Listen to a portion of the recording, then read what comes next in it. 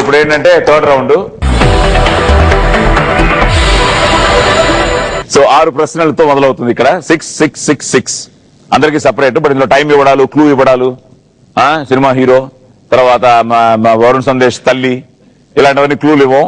Answer తెలిస్తే answer చెప్పడం, లేకపోతే pass. So let's start playing round number 3. లక లక లక లక లక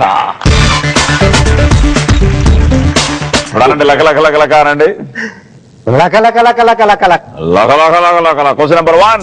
కురుక్షేత్ర సంగ్రామంలో ఘటోత్కచుని ధ్వజం మీదున్న చిహ్నం ఏది?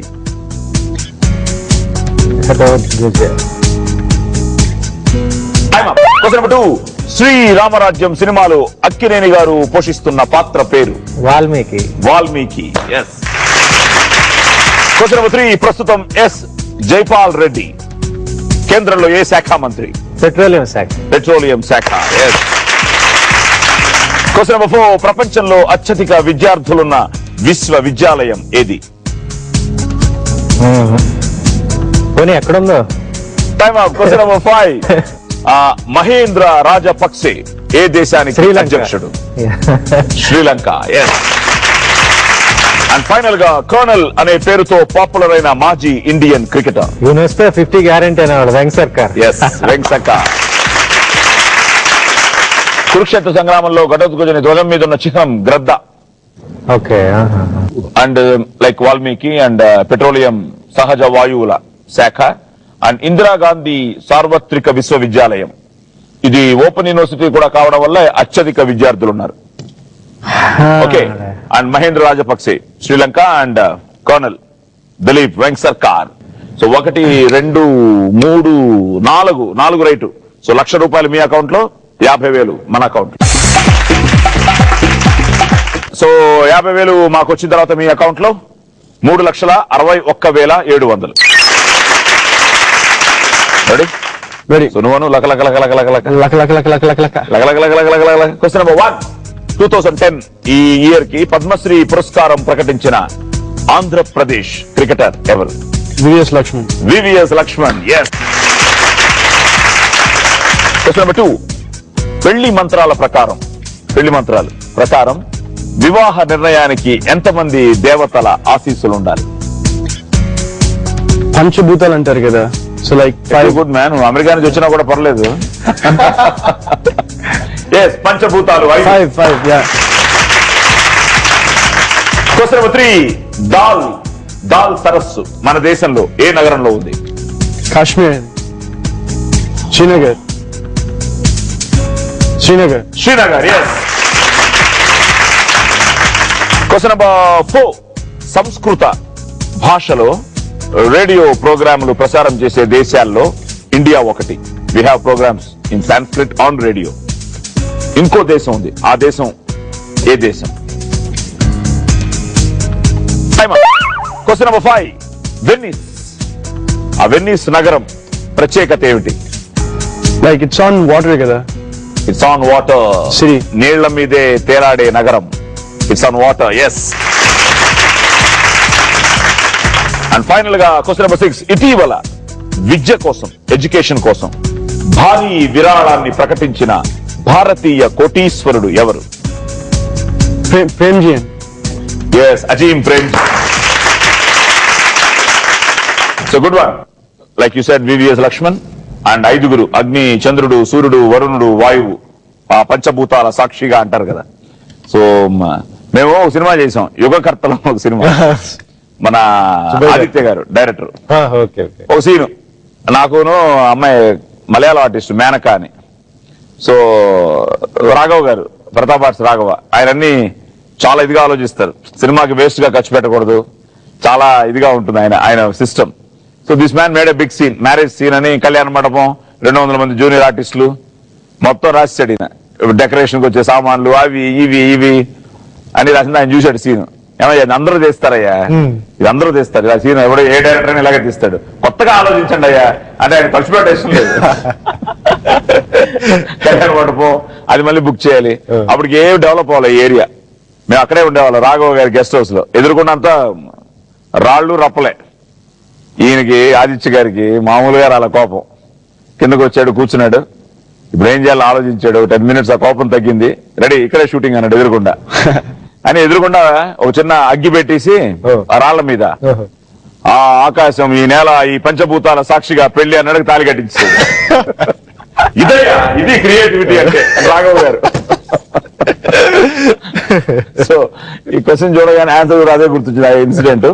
Okay, like you said, Jammu Kashmir, Srinagar. And ఈ సంస్కృత భాషలో రేడియో ప్రోగ్రాంలు ప్రసారం చేసే దేశాల్లో ఇండియా ఒకటి, మరొక దేశం Germany. Germany. So they have Sanskrit programs. Okay. And Venice, like you said, నీల మీదే తేలాడే నగరం. Even global warming is there. Total గానే మెర్జ్ అయిపోతుంది వాటర్ లో. There is a global warming. Venice.